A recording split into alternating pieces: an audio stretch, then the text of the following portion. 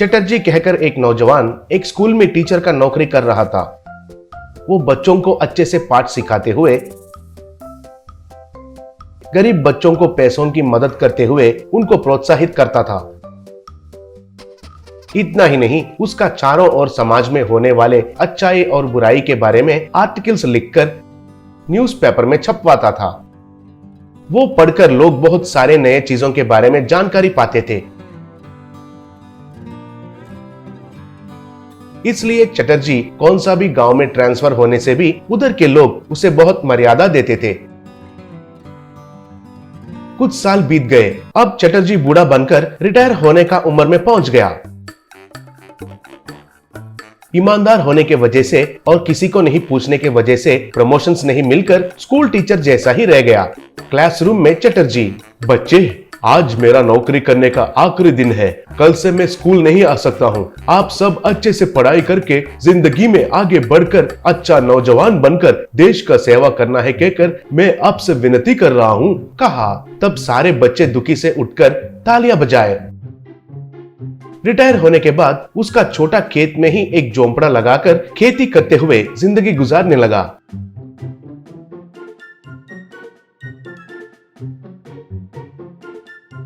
एक दिन चटर्जी उसका पत्नी से, ये क्या है, रिटायर होकर 3 महीने तो हुए हैं लेकिन पेंशन के पैसे तो अकाउंट में नहीं आ रहे हैं। मैं पेंशन ऑफिस में जाकर बात क्या है पूछकर आता हूँ, कहकर निकला। पेंशन ऑफिस में एक ऑफिसर, चटर्जी, आपका पेंशन नहीं आने के वजह है आपके ऊपर जो पुलिस केस है वो है। पुलिस केस रहने वालों के ऊपर वो खत्म होने तक पेंशन नहीं दे सकते हैं सर, कहा। तब चटर्जी हैरान होकर, मेरे ऊपर पुलिस केस है? मैंने क्या किया था? क्या है वो केस? कहकर पूछा। तब ऑफिसर, आपने जो काम किया था एक स्कूल में सरकार ने जो भेजा था उन बुक्स को गैर कानून से बेचने वाले टीचर्स के लिस्ट में आपका नाम भी है सर। एक काम कीजिए, आप एक बार एमएलए साहब को मिलकर उनसे मदद मांगिए, कहा। तब चटर्जी, सर वो केस तो 10 साल पहले हुआ है सर, लेकिन उसमें तो मेरा नाम बिल्कुल नहीं है। लेकिन मेरा नाम उसमें कैसे आ गया? ठीक है, मैं जाकर एमएलए साहब से मिलकर आता हूँ, कहा। ऐसे चटर्जी एमएलए गोवर्धन के घर गया। उधर एमएलए गोवर्धन पैर के ऊपर पैर रखकर बहुत स्टाइल से दारू पी रहा था। चटर्जी जो भी हुआ वो सब गोवर्धन से कहकर मदद मांगा। तब गोवर्धन, अरे ओ बूढ़ा मास्टर, वो सरकारी बुक्स का स्कैम में नहीं किया था? जो दिया वो नौकरी छोड़कर तुम्हें बाहर के चीजों में क्यों है दिलचस्पी? बाहर जो हो रहा है उसके बारे में अखबार में छापेगा तो ऐसे ही होगा। सर्वे नंबर 1, 2, 3 में कब्जा हुआ है कहकर और उसके पीछे बहुत बड़े लोगों का हाथ है कहकर क्यों लिखा था?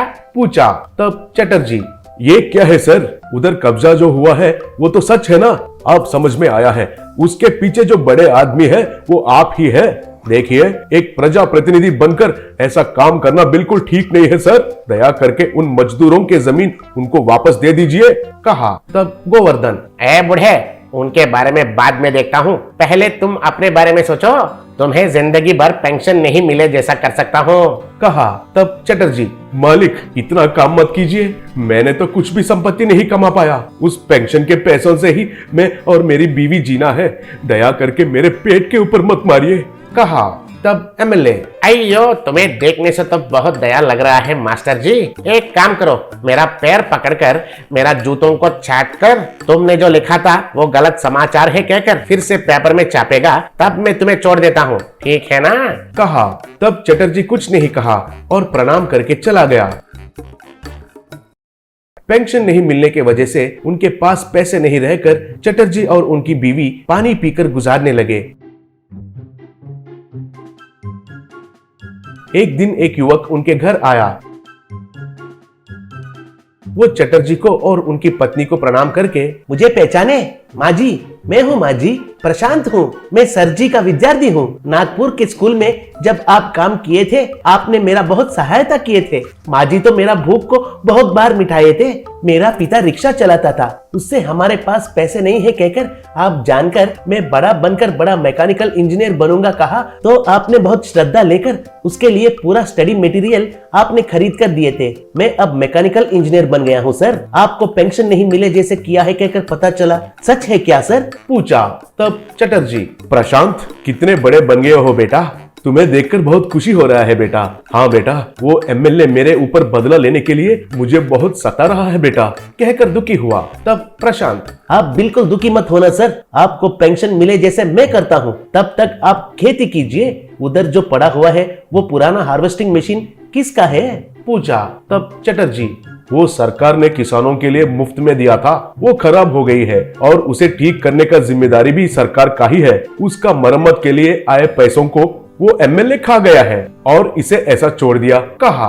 तब प्रशांत, फिर तो मैं उसे रिस्टोर करता हूँ सर, कहा।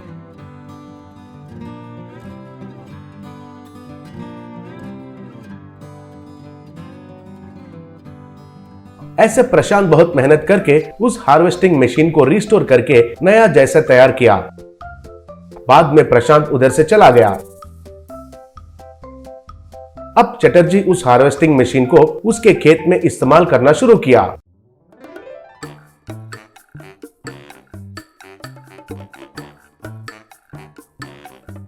बाकी के किसान भी उसे इस्तेमाल करने लगे।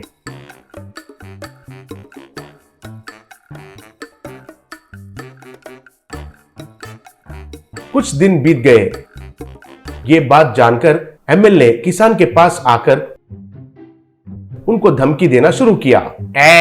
किसका परमिशन लेकर इसे ठीक किया? इसे इस्तेमाल करने के लिए मर्यादा से मुझे पैसे भरिए, नहीं तो आपके ऊपर गलत केस लगाकर जेल के अंदर भेज दूंगा, खबरदार। कह रहा था तो उधर एक कार और एक पुलिस जीप आकर रुकी। उसमें से प्रशांत बाहर निकला। ऐसे, देखिए लोगों, ये सर हमारे इलाके में नया से आए कलेक्टर प्रशांत सर है, कहा। तब सब लोग प्रणाम करने लगे तो प्रशांत उनको वापस प्रणाम करने लगा। प्रशांत चटर्जी के चरणों को प्रणाम किया। ये देखकर एमएलए चौंक गया। तब प्रशांत, क्यों ऐसे मुंह लटका के देख रहे हैं एमएलए साहब? आपको आश्चर्यचकित करने वाले बहुत सारे बातें हैं हमारे पास। आपने जो किया वो सारे भ्रष्टाचारों को सबूतों के साथ मैंने कोर्ट में भेज दिया। कोर्ट का फैसला सुनाने तक आप जेल में रह सकते हैं, चलिए जेल, कहा। तब पुलिस उनको लेकर चले गए।